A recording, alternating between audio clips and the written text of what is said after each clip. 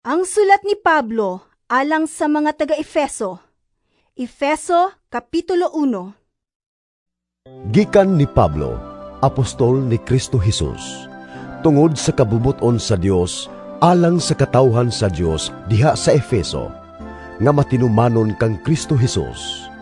Ang Dios nga atong Amahan ug ang Ginoong Hesukristo maghatag kaninyo sa grasya ug kalinaw. Magpasalamat kita sa Dios ug Amahan sa atong Ginoong Hesukristo, nga nagpanalangin kanato sa tanang espirituhanong gasa sa langit, diha sa atong pagkahiusa kang Kristo. Sa wala pa buhata ang kalibutan, gipili na kita sa Dios diha kang Kristo, aron mahimo kitang balaan ug walay sala sa iyang atubangan. Tungod sa gugma, daan ang gitakda sa Dios nga himuon kitang iyang mga anak pinaagi kang Hesukristo. Mao kini ang iyang kagustuhan. Daygon nato ang Dios tungod sa iyang mahimayaong grasya, sa iyang gasa nga gihatag kanato pinaagi sa iyang hinigugmang anak. Kay gilukat kita pinaagi sa dugo ni Kristo, sa ato pa napasaylo na ang atong mga sala. Pagkadako gayud sa grasya sa Dios, nga sa walay sukod gihatag niya kanato diha sa tanan niyang kaalam ug kahibalo. Gipadayag sa Dios kanato ang tinagong laraw nga iya nang gibutan nga tumanon pinaagi ni Kristo. Tumanon sa Dios ang iyang laraw, inigabot na sa hustong panahon. Hiusahon niya ang tanang binuhat diha sa langit ug sa yuta, ubos sa pagpangulo ni Kristo. Ang tanang butang gibuhat sumala sa laraw ug pagbuot sa Dios, ug diha kang Kristo gipili kami sa Dios aron mahimong iyang katawhan, sumala sa iyang tuyo sukad pa sa sinugdan. Ug maoy pagbuot sa Dios nga kami, nga maoy unang nagsalig kang Kristo, magdayeg sa iyang himaya. Ug mausab kini ang midangat kaninyo, sa pagkadungog ninyo sa matuod nga mensahe sa maayong balita, nga naghatag kaninyong kaluwasan, mituo kamo kang Kristo. Busa, gipatikan kamo sa Dios pinaagi sa paghatag kaninyo sa Espiritu Santo nga iyang gisaad. Timaan nga kamo, iya na. Ang Espiritu mao ang pasalig nga madawat gayud nato ang gisaad sa Dios, hangtod nga madawat nato ang hingpit nga kagawasan. Daygunta ang iyang himaya. Tungod niini, sukad nga nadungog ko ang mahitungod sa inyong pagtuo sa Ginoong Hesus ug sa inyong gugma sa tanang katawhan sa Dios. Wala ako'y hunong sa pagpasalamat sa Dios tungod kaninyo. Gihinumduman ko kamo sa akong mga pag-ampo, ug naghangyo ako sa Dios sa atong Ginoong Hesukristo, ang gamhanang Amahan, nga hatagan unta kamog kaalam ug pagsabot sa mga gipadayag, aron kamo hingpit nga makaila kaniya. Naghangyo usab ako nga malamdagan unta ang inyong salabutan, aron masayod kamo unsa ang paglaom nga alang niini. Gitawag kamo ug aron masayran ninyo ang kadagaya sa mga panalangin nga gisaad niya sa iyang balaang katawhan. Giampo ko usab nga masayran ninyo ang kadako sa iyang gahom, nga aniya kanato nga nagtuo kaniya. Kining gahuma nga aniya kanato, mao ang iyang gigamit sa pagbanhaw ug pagpalingkod kang Kristo sa iyang tuo didto sa langit.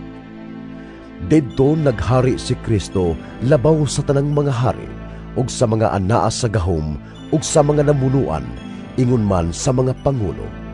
Labaw gayud siya sa tanan, dili lamang niining panahona, kundili sa umaabot usab.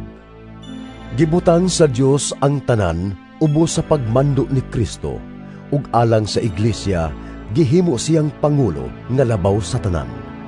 Ang iglesia mao ang lawas ni Kristo, ang kahingpitan niya nga mao ang naghingpit sa tanang butang. Ang sulat ni Pablo alang sa mga taga-Efeso. Efeso Kapitulo 1. Gikan ni Pablo, apostol ni Kristo Jesus, tungod sa kabubuton sa Dios, alang sa katawhan sa Dios diha sa Efeso, nga matinumanon kang Kristo Jesus. Ang Dios nga atong Amahan ug ang Ginoong Hesukristo maghatag kaninyo sa grasya ug kalinaw. Magpasalamat kita sa Dios ug Amahan sa atong Ginoong Hesukristo nga nagpanalangin kanato sa tanang espirituhanong gasa sa langit diha sa atong pagkahiusa kang Kristo.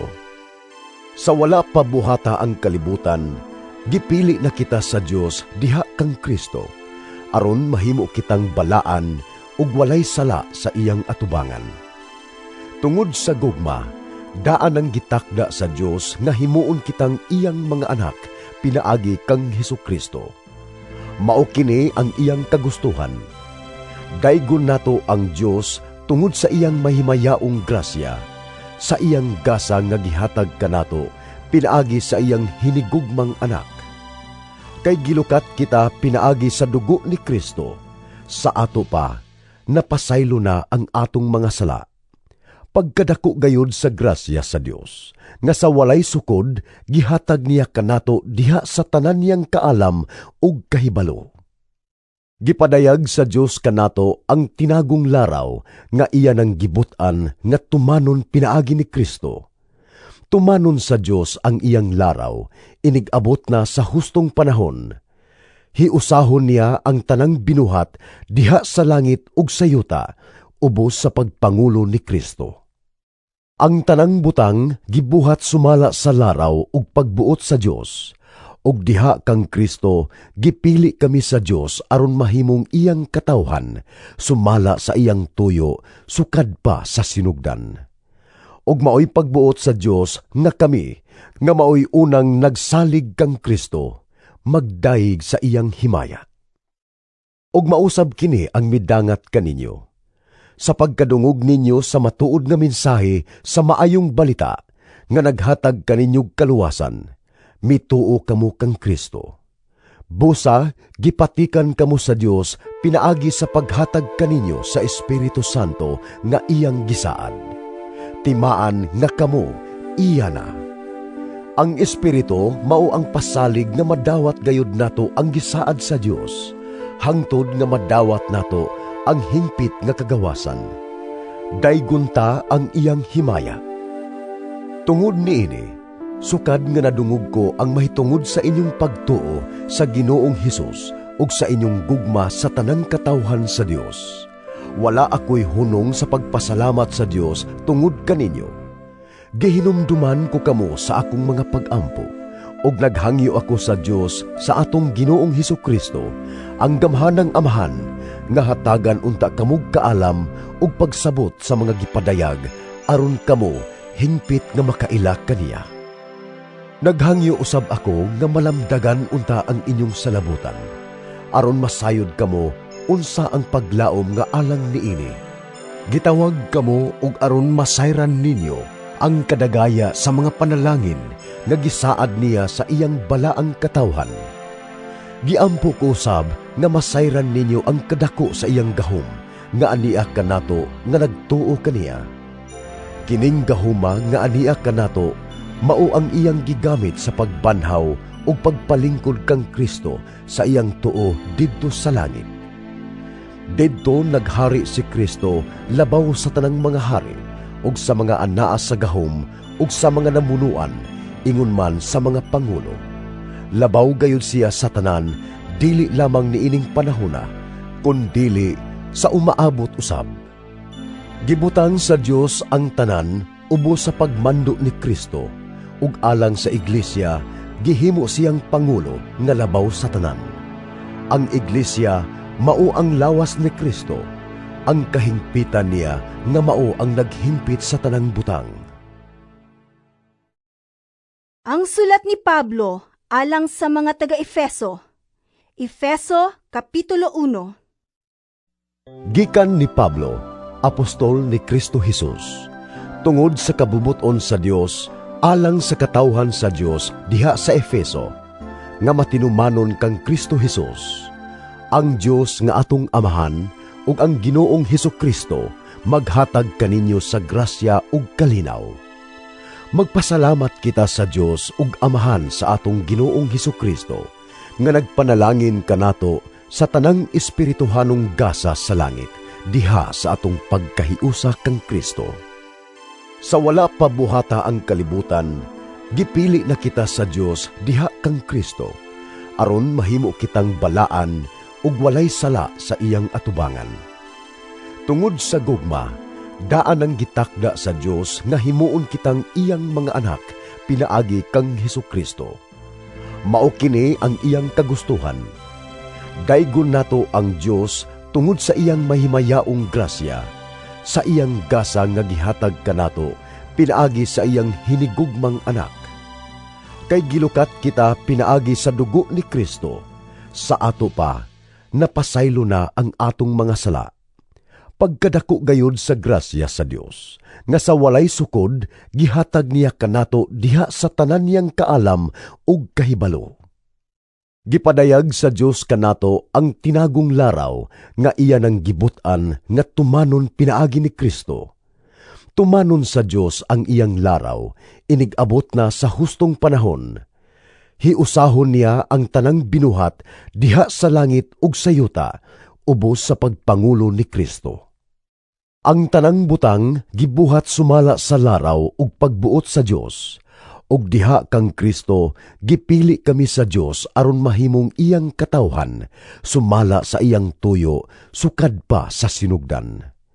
Og maoy pagbuot sa Dios nga kami, nga maoy unang nagsalig kang Kristo, magdaig sa iyang himaya. Og mausab kini ang midangat kaninyo. Sa pagkadungog ninyo sa matuod nga mensahe sa maayong balita, nga naghatag kaninyog kaluwasan, mituo kamo kang Kristo. Busa, gipatikan kamo sa Dios pinaagi sa paghatag kaninyo sa Espiritu Santo nga iyang gisaad. Timaan nga kamo, iya na. Ang Espiritu mao ang pasalig nga madawat gayud nato ang gisaad sa Dios, hangtod nga madawat nato ang hingpit nga kagawasan. Daygunta ang iyang himaya. Tungod niini, sukad nga nadungog ko ang mahitungod sa inyong pagtuo sa Ginoong Hesus ug sa inyong gugma sa tanang katawhan sa Dios. Wala ako'y hunong sa pagpasalamat sa Dios tungod kaninyo. Gihinumduman ko kamo sa akong mga pag-ampo, ug naghangyo ako sa Dios sa atong Ginoong Hesukristo, ang gamhanang Amahan, nga hatagan unta kamog kaalam ug pagsabot sa mga gipadayag, aron kamo hingpit nga makaila kaniya. Naghangyo usab ako nga malamdagan unta ang inyong salabutan, aron masayod kamo unsa ang paglaom nga alang niini. Gitawag kamo ug aron masayran ninyo ang kadagaya sa mga panalangin nga gisaad niya sa iyang balaang katawhan. Giampo ko usab nga masayran ninyo ang kadako sa iyang gahom nga aniya kanato nga nagtuo kaniya. Kining gahuma nga aniya kanato mao ang iyang gigamit sa pagbanhaw ug pagpalingkod kang Kristo sa iyang tuo didto sa langit. Didto naghari si Kristo labaw sa tanang mga hari ug sa mga anaa sa gahom ug sa mga namunuan, ingon man sa mga pangulo. Labaw gayud siya sa tanan, dili lamang niining panahona, kundili sa umaabot usab. Gibutang sa Dios ang tanan ubos sa pagmando ni Kristo, ug alang sa iglesia, gihimo siyang pangulo nga labaw sa tanan. Ang iglesia mao ang lawas ni Kristo, ang kahingpitan niya nga mao ang naghimpit sa tanang butang.